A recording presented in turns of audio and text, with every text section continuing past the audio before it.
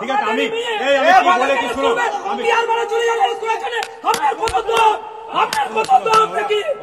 বিকালে হাঁটতে গিয়ে শ্লীলতাহানির শিকার এক কলেজ ছাত্রী। গ্রামবাসীদের তাড়া খেয়ে বাইক ফেলে চম্পট 3 দুষ্কৃতীর। বাইক নিতে এসে গ্রামবাসীদের হাতে আটক দুষ্কৃতীদের 2 সঙ্গী।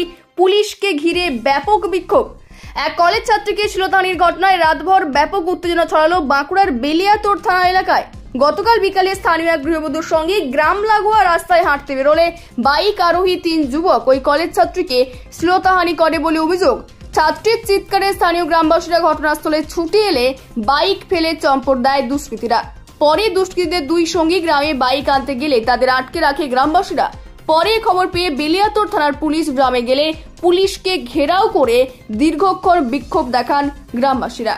স্থানীয় সূত্রে জানা গেছে, অন্যান্য দিনের মতোই গতকাল বিকালে সম্পর্কিত স্থানীয় এক গৃহবধূর সঙ্গে গ্রাম লাগোয়া রাস্তায় হাঁটতে বেরিয়েছিলেন এক কলেজ ছাত্রী।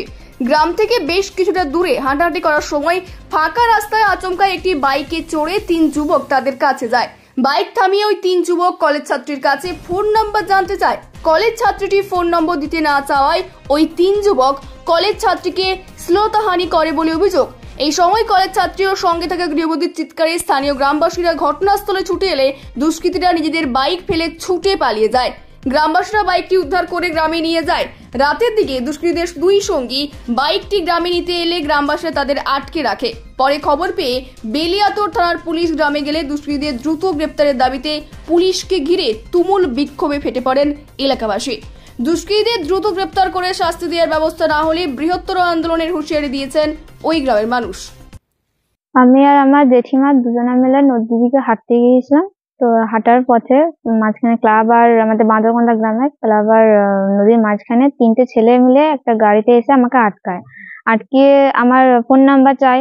ফোন নাম্বার না দেওয়াতে আমাকে বিভিন্ন বাজে ভাষায় গালাগালি করে, আমার হাত ধরে টানাটানি করে, হাতের নখ ভেঙে দেয়, আমাকে ছিঁড়ে দেয়। আমি চাবি খুলে নেওয়ার চেষ্টা করি তো আমার হাত ধরে ঠেলে ফেলে দেয়। আর যার সাথে ভাবে অশ্লীল ভাষায় আমাকে গালাগালি করে, নানা রকম কথা বলে এবং পাড়ার লোককে ডাকাডাকিতে তারা বাইক ছেড়ে দিয়ে চলে যায়, পালিয়ে যায়। কারণ তারপরে ওরা যাওয়ার পরে আরো 2 জন আসে, মানে তারা না, ওরা অন্যজন আসে, অন্যজন এসে পর বাইকটা ফেরত নিয়ে আসে এবং আমাদের গ্রামের লোক তাদেরকে আটকায় পর জানতে পারে যে সারিফুল মন্ডল ছেলেটির নাম, এবং আরো যে 2 জন নাম আছে তাদের নাম আমরা জানতে পারিনি।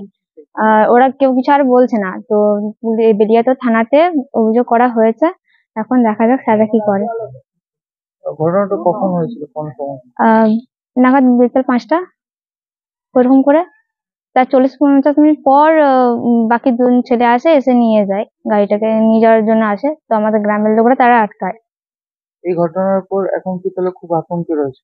হ্যাঁ, অবশ্যই আতঙ্কে আছে। শুধু আমি না, আমাদের গোটা গ্রামটা আতঙ্কে আছে।